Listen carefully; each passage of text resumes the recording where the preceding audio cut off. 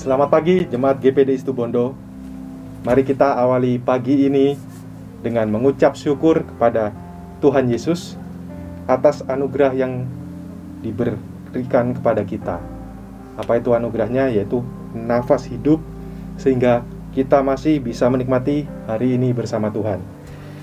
Oke, sarapan pada pagi hari ini saya beri judul Teman Sekerja Allah.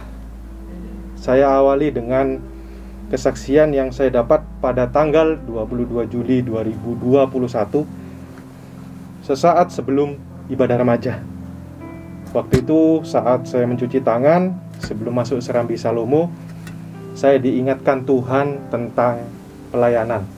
Saya sempat berpikir, oh Tuhan, kalau tidak ada saya, teman-teman saya yang berkecimpung di remaja, siapa yang mau menyebarkan firman Tuhan? Siapa yang mau memberikan renungan kepada anak-anak remaja?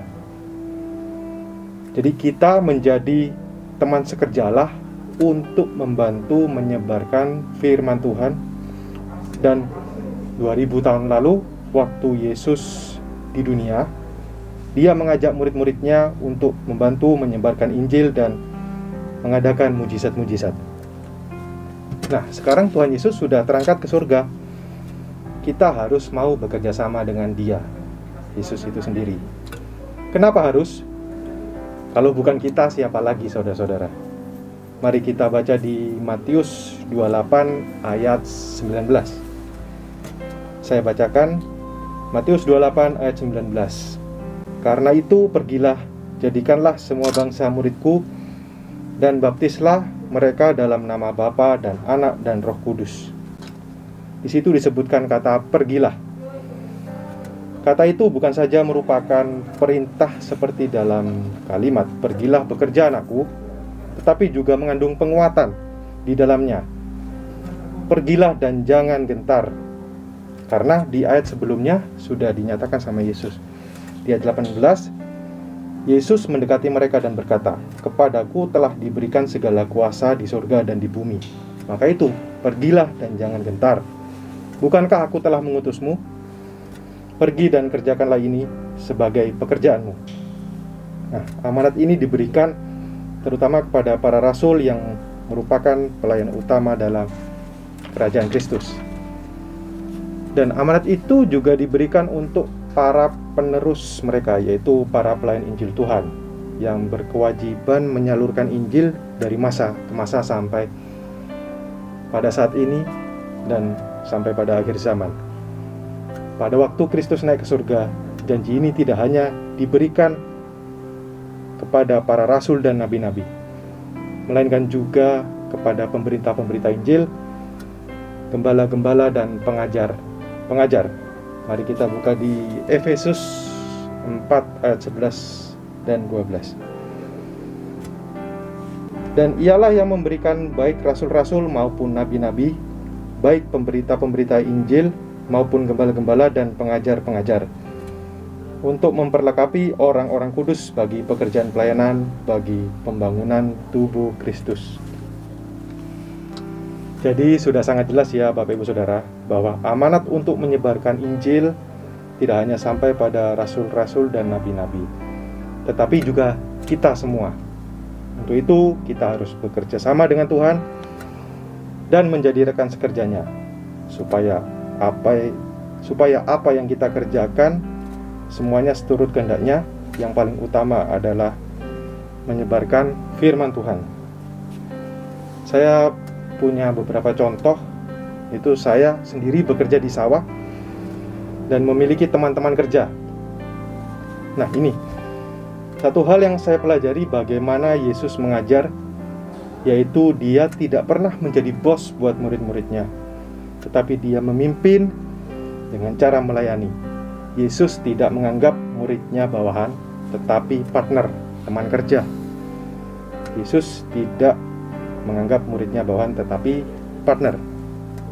Nah, di sini hal itu yang saya pelajari dan saya belajar terus-menerus untuk saya terapkan di sawah. Jadi saya bekerja sama dengan teman-teman kerja di sawah, bukan saya sebagai bos atau pemilik lahan yang harus seperti ini, mengikuti perintah saya, tapi juga melayani, mengayomi juga seperti apa yang Yesus kerjakan dulu. Nah, teman-teman, saya ini kan bekerja sama dengan teman-teman kerja saya yang ada di sawah. Nah, teman-teman kerja saya ini bekerja dengan maksimal supaya tanaman ini bisa bertumbuh dengan baik, dan harapannya mendapatkan hasil yang baik pula. Kalau tanamannya baik dan bagus, maka pedagang banyak yang tertarik untuk membeli. Contoh lainnya, jika Bapak Ibu Saudara memiliki toko dan memiliki beberapa karyawan. Karyawan tersebut akan bekerja sama dengan pemiliknya supaya toko tersebut dikenal banyak orang dan banyak yang membeli. Dengan pelayanan yang baik dari karyawan terhadap konsumen, sehingga konsumen tersebut merasa nyaman belanja di sana, dan akhirnya menceritakan dan menyebarkan ke konsumen lainnya bahwa di toko tersebut barangnya bagus dan pelayanan karyawannya sungguh ramah, sehingga nyaman dan mengajak untuk belanja di toko tersebut atau di toko Bapak Ibu Saudara. Nah, menjadi teman sekerja Allah dalam menyebarkan firman Tuhan sama dengan kita bekerja dalam kehidupan sehari-hari. Seperti contoh yang saya sebutkan tadi, dua contoh yang saya sebutkan tadi, dan yang sangat penting juga, kalau kita menjadi teman sekerja Allah, kita bekerja sama dengan Allah, kita bekerja sama dengan Tuhan Yesus, maka apabila kita mendapatkan suatu masalah yang menurut pikiran kita itu tidak mampu, maksudnya melampaui kekuatan kita, tapi kalau kita bekerja sama dengan Tuhan, kita bekerja sama dengan Tuhan Yesus, maka sesuatu itu akan kita lewati. Mari Bapak Ibu Saudara, jangan ragu-ragu lagi untuk menjadi teman sekerjanya, terutama dalam hal menyebarkan firman Tuhan, supaya banyak orang diselamatkan. Kita yang percaya kepadanya dan mengikuti teladan Tuhan Yesus Kristus sudah ditebus dosa kita melalui pengorbanannya di kayu salib. Untuk itu kita juga harus mengenalkan Tuhan Yesus dan menyebarkan firman-Nya, supaya banyak orang menjadi percaya, ditebus dosanya dan diselamatkan. Banyak orang ini bisa pada keluarga kita, bisa kepada teman-teman kita, ataupun teman-teman komsel kita, teman-teman kelompok bertumbuh iman kita. Seperti yang Ibrani 9 ayat 28 dikatakan, demikian pula Kristus hanya satu kali saja mengorbankan dirinya untuk menanggung dosa banyak orang. Sesudah itu ia akan menyatakan dirinya sekali lagi tanpa menanggung dosa dan menganugerahkan keselamatan kepada mereka yang menantikan Dia.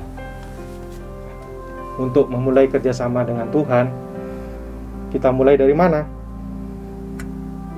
Dari diri kita sendiri terlebih dahulu. Kita bangun hubungan pribadi yang erat dengan Tuhan, supaya apa yang kita kerjakan tidak murni berdasarkan pikiran kita sendiri, tetapi murni dari pekerjaan tangan Tuhan. Kemudian kita memperkenalkan dan mengajarkan firman Tuhan kepada keluarga kita, teman kita, orang tua kita, grup-grup komsel kita, atau di wadah-wadah yang sekarang kita layani, baik di anak-anak, remaja, pemuda, keluarga muda, kaum pria, dan kaum wanita. Jadi kalau kita bekerja sama dengan Tuhan, kita akan dibimbing menuju ke arah sana untuk menyebarkan firman Tuhan menurut kehendaknya, bukan dengan pikiran kita, tapi menurut kehendak Tuhan Yesus. Ayo kita semangat melayani Tuhan dan menjadi teman sekerjanya. Tidak ada ruginya menjadi teman sekerja Allah. Malahan kita mendapatkan berkat yang luar biasa dari Tuhan Yesus.